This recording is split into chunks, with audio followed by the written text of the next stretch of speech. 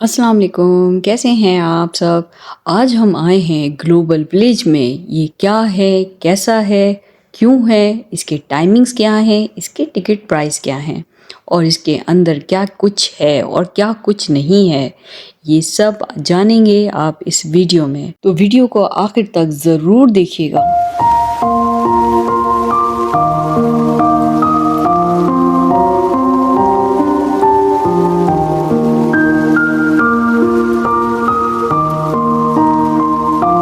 Let's start the vlog.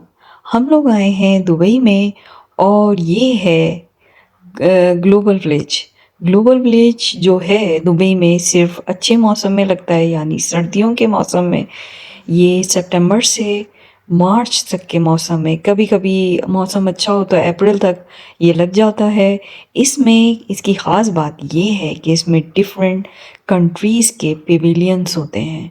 आप एक ही जगह पर मुख्तलिफ़ कंट्रीज़ के खाने, वहाँ के एंटरटेनमेंट्स और वहाँ की ड्रेसेस बाय कर सकते हैं और वहाँ की चीज़ों को एंजॉय कर सकते हैं। अब ये देखें, हमने पहले स्टार्ट किया टर्किश से। टर्किश ब्रेड ली हमने, बहुत मज़े की होती है इनकी टर्किश ब्रेड। और इसके अंदर इन्होंने न्यूट्रीला डाल दी थी। बच्चों ने न्यूट्रीला के साथ बड़े शौक़ से खाया। हमको वैसी सादी भी पसंद है। उसके बाद हम इंडिया के पेविलियन में गए। इंडिया के पेविलियन में ये हमने फ़्रेंच फ्राइज़ लिए, बच्चों की ज़िद थी। इन्होंने फ़्रेंच फ्राइज़ के ऊपर डोरिटोस डाले हुए थे। इसके अलावा कॉर्न डॉग था, ये हमने ट्राई किया, चीज़ी कॉर्न डॉग। ये फूड स्ट्रीट जो वहाँ पर लगी हुई है, ये इंडियन स्टॉल से हमने ली थी और मुझे चीज़ इतना पसंद नहीं है कॉर्न डॉग, और बच्चों ने लेकिन बड़े शौक़ से खाया। फ्राइज़ भी उन्होंने शौक़ से खाया। डोरिटोस की वजह से थोड़ा टेस्ट उसका डिफरेंट हो गया था। और इसके अलावा फिर हम लोग गए इंडियन के पवेलियन के अंदर। वहाँ एज़ यूजुअल कोई फंक्शन चल रहे थे। इंडिया वाले बहुत फंक्शंस करते हैं, उनके मशहूर गानों में यूजुअली डांस होते हैं। इसके अलावा इनके यहाँ शॉपिंग होती है, डिफरेंट इनके जो कल्चर के ड्रेसेस वगैरह अवेलेबल होते हैं, ज्वेलरी होती है, मुख्तलिफ़ चीज़ें होती हैं। मैं आपको दिखाती हूँ।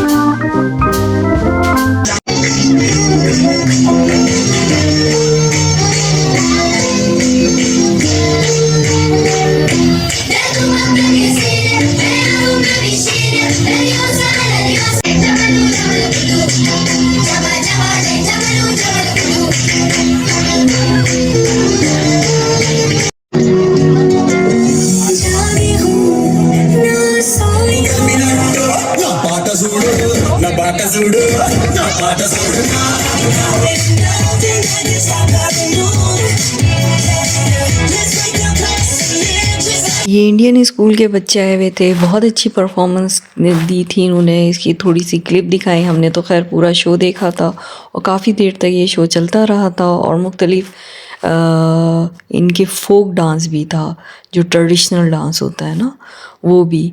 Indian song, Indian movies Dubai में बहुत फेमस है। यहाँ के अरबिक और जो बाहर से जो और कंट्रीज़ के लोग हैं, वो लोग भी बहुत शौक़ से इनके सॉन्ग सुनते हैं और इनकी मूवीज़ भी देखते हैं।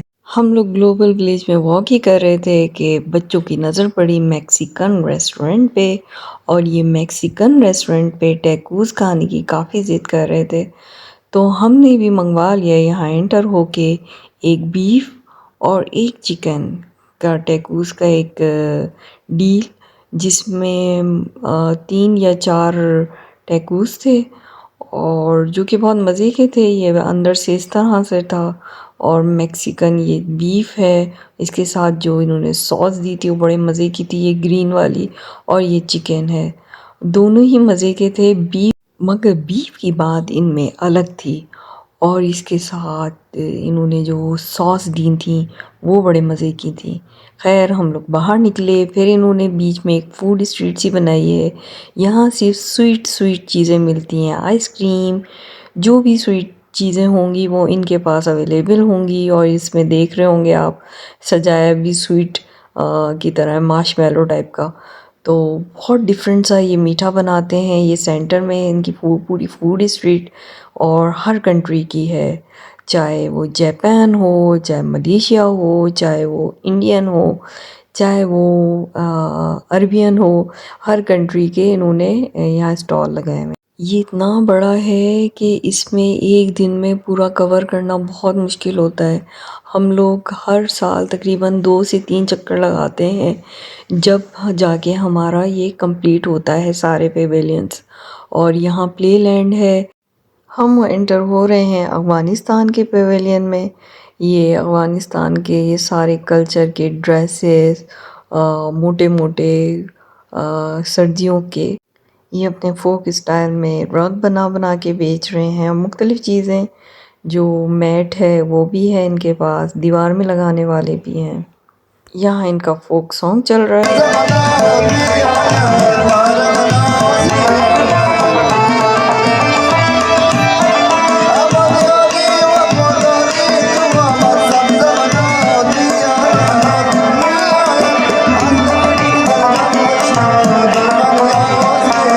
तरफ ये मिट्टी के बर्तन बना रहे हैं, और लोग अपनी फरमाइश के अकॉर्डिंग उनसे बर्तन बनवाते थे और ख़रीदते भी थे। मैं आपको एक स्टोरी सुनाती हूँ। जब तक एक बादशाह था, उसके 3 वज़ीर थे। बादशाह ने अपने 3 वज़ीरों को हुक्म दिया कि मुख्तलिफ़ बागों में जाओ और मेरे लिए एक बोरी में फल जमा करके लाओ, फ्रूट्स बहुत सारे।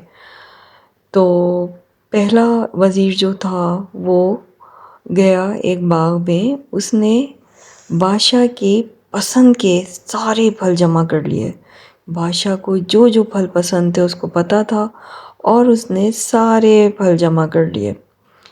और जो दूसरा वज़ीर था वो दूसरे बाग में गया। उसने सोचा कि बादशाह कौन सी एक बोरी खोल के देखेगा।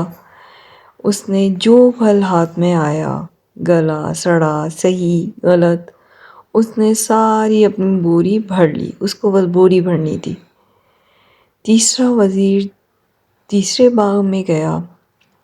वहाँ जाके उसने भी यही सोचा कि बादशाह कौन सी ये बोरी खोल के देखेगा, मैं जो चाहूँ इसमें भर लूँ। उसने घास फूस जो दिल चाहा भर लिया उसके अंदर।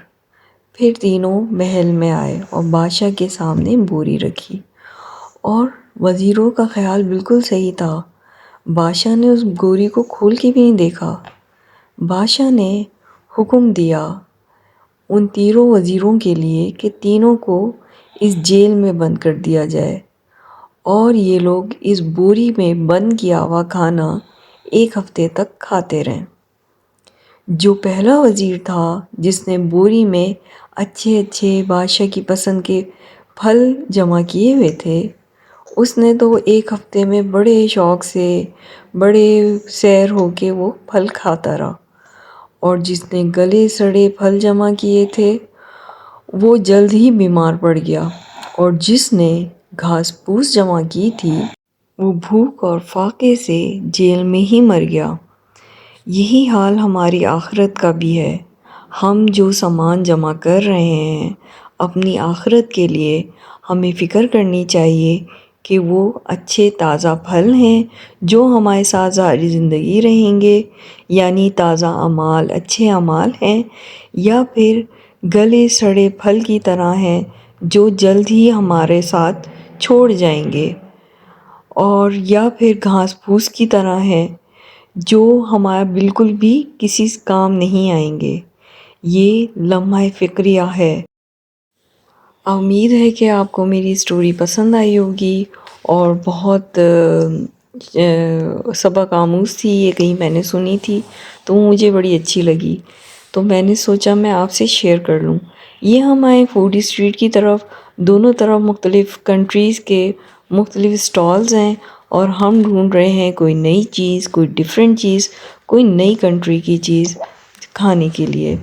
तो हम यहाँ पर टर्किश जो खाने होते हैं वो यूजुअली वो हम पाकिस्तानियों से थोड़ा सा मैच करते हैं। बाकी हम जो नई चीज़ हर तरह से ट्राई करते रहते हैं तो वो कभी कभी हम हमारे टेस्ट को लगती नहीं है, इस वजह से। और यहाँ हर चीज़, हर खाने की चीज़ बहुत ज़्यादा एक्सपेंसिव है। तो कुछ लोग तो घर से ही कुछ ना कुछ बना के ले आते हैं, लेकिन यूजली लोग यहाँ खा लेते हैं क्योंकि देखें फूड स्ट्रीट है और रश देखें कितना है। हम लोग यहाँ आए, टर्किश स्टॉल था, यहाँ इनके कबाब थे, गोला कबाब टाइप के थे, उन्होंने बन में भर के दिए हुए थे, ये देखें, और बहुत मज़े के थे, बहुत टेस्टी थे। जब हम आज़रबाईजान गए थे तो वहाँ पर भी इस तरह के कबाब बहुत मज़े के मिलते हैं, इसका नाम है टर्केट।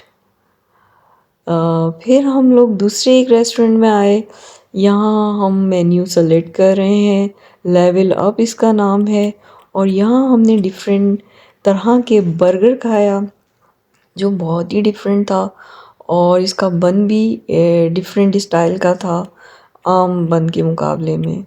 और ये चटपटा सा था, स्पाइसी था, इसमें सॉस बहुत अच्छी थी। फिर लास्ट में हमारी नज़र पड़ी चिन चिन पर। चिन चिन दुबई में बहुत ही बेस्ट चाइनीज़ रेस्टोरेंट है। अगर आप दुबई में रहते हैं तो मैं आपको रिकमेंड करूँगी चिन चिन ज़रूर जाएं अगर आपको बेहतरीन चाइनीज़ फूड खाना है। यहाँ के प्रॉन्स बहुत अच्छे हैं, डायनामिक प्रॉन्स, और ये इनके स्पेगेटीज़ भी बहुत अच्छे हैं। और इसके अलावा चिकन लॉलीपॉप जो कि बच्चों ने खा ली थी, एक बची थी तो मैं जल्दी से इसकी वीडियो बना ली थी, ये बहुत मज़े की होती है।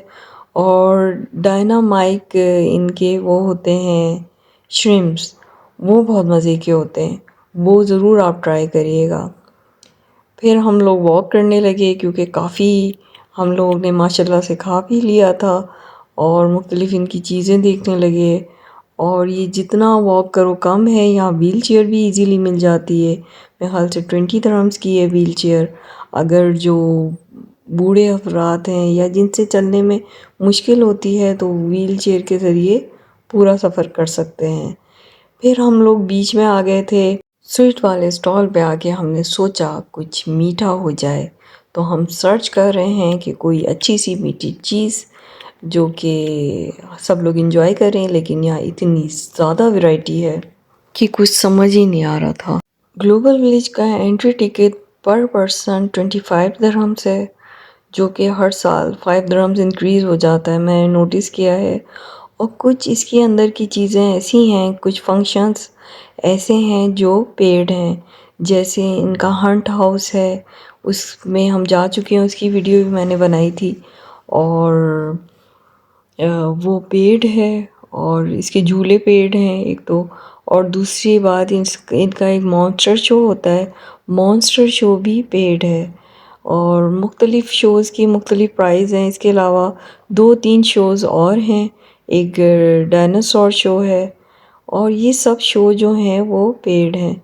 लेकिन बाहर ही बंदा घूम घूम के इतना थक जाता है कि पेड चीज़ें देखने की हिम्मत नहीं होती। हम एक दफ़ा जाते हैं तो एक पेड चीज़ जो होती है, पेड जिनका कोई फंक्शन होता है वो देखते हैं, क्योंकि वैसे ही टाइम इतना शॉर्ट होता है, 4 बजे से ये स्टार्ट होता है और रात 12 बजे तक लगा रहता है, और आधा टाइम खाने में गुजर जाता है, आधा टाइम वैसे पवेलियंस में गुजर जाता है, आधा टाइम शॉपिंग में गुजर जाता है, तो टाइम का कुछ अंदाज़ा ही नहीं होता, एकदम से 12 बज जाते हैं। आप देख रहे हैं इस वक्त 12 बजने के करीब हैं, और रश यहाँ पर वैसे के वैसे ही है। तरह तरह की मुख्तलिफ़ अंदाज़ की खाने पीने की चीज़ें देख के आपके मुंह में पानी तो ज़रूर आ रहा होगा। कुछ की रेसिपीज़ या बनाने का स्टाइल मैं नोट कर रही हूँ। ये स्ट्रॉबेरी में चॉकलेट डाल रही है, जो कि बच्चों को स्ट्रॉबेरीज़ भी पसंद है और चॉकलेट भी पसंद है। ये सिंपल आप घर पे भी बच्चों को ऐसे ही स्ट्रॉबेरी के पीसेस डाल के उसके ऊपर से न्यूट्रीला चॉकलेट डाल के आप फ़ोर्क से उसको दे सकते हैं, और ये जो देंगी ये तो बहुत ही एक्सपेंसिव होगी। इसी तरह मैंने आगे भी मुख्तलिफ़ रेसिपीज़ इनकी ऑब्ज़र्व की और इनकी बनाने का स्टाइल देखा तो वो कुछ ज़्यादा डिफरेंट नहीं था। केक जो नॉर्मल होते हैं, बाज़ लोग तो बहुत एक्सपर्ट होते हैं केक में, और ये इनके छोटे-छोटे केक बहुत एक्सपेंसिव थे जो आम नॉर्मल प्राइस में मिल जाते हैं बाहर। और इसके अलावा एक मैंने देखा ये बन से कुछ बना रहे थे, ये बन को बर्न किया इसने पहले फायर से, ये फायर मारा है और फायर से इसने बर्न कर दिया इस बन को, ये पूरा ब्राउन हो गया। फिर इसके बाद इन्होंने इसके अंदर इसकी साइड चेंज करके इस पर कोई मूस क्रीम लगाई जो कि शायद केक में यूज़ होती है, और इसका फ्लेवर मुझे लग रहा था कि ये वनीला है। और इसके बाद इन्होंने बहुत सारी इसके ऊपर स्ट्रॉबेरीज़ रख दी। स्ट्रॉबेरीज़ रखने के बाद इसको कवर कर दिया और कवर करके इन्होंने अपने कस्टमर को दे दिया। बहुत ही इजी रेसिपीज़ थी जो कि इनकी बहुत एक्सपेंसिव बिक रही थी। और जब वीडियो बनाओ बस क्रीम का कमाल है, और ये बन थोड़े से वो हैं, ये क्रिस्पी हो गए थे, इसने बर्न किया था ना उसको, तो ये बर्न होने के बाद ये क्रिस्पी हो गए थे, इनमें वो नहीं रहा थी, सॉफ्टनेस नहीं रही थी। ये देखिए बिल्कुल कड़क कड़क हो गए हैं, और इसने कवर किया और ये पकड़ा दी। ऐसे जो थिन बन होते हैं उसको हम तवे में भी सेक सकते हैं, तवे में भी सेक के जो बन होता है वो क्रिस्पी हो जाता है। तो अगर चाहें तो घर पे ये ट्राई कर सकते हैं बच्चों के लिए, बच्चे खुश हो जाएंगे। एक हिस्से में इन्होंने हर कंट्री के सैम्बल्स बनाए हुए हैं। ये है आज़रबाईजान का, ये दुबई का अपना इनका जो बुर्जुल अरब है वो है। इसके अलावा आगे शो हो रहा है, ये डांसिंग शो है। यहाँ मुख्तलिफ़ कंट्रीज़ हर 15 मिनट आधे घंटे बाद नई कंट्री आती है, वो अपना परफॉर्म करती है। कुछ लोग बैठते हैं, कुछ लोग घूमने के चक्कर में घूमते हैं, यहाँ पर आगे पीछे वॉक करते हैं, कुछ लोग खाने निकल जाते हैं। लेकिन कुछ लोग थक हार के, जैसे हम लोग थक गए थे तो बैठ गए। यहाँ पर स्टेज पे देखें अफ्रीका पेवेलियन लिखा है, अफ्रीका की टर्न है। फिर इसके बाद 15-10 मिनट के बाद दूसरा पेवेलियन आ जाएगा अपनी परफॉर्म करने। आप भी इंजॉय कीजिए।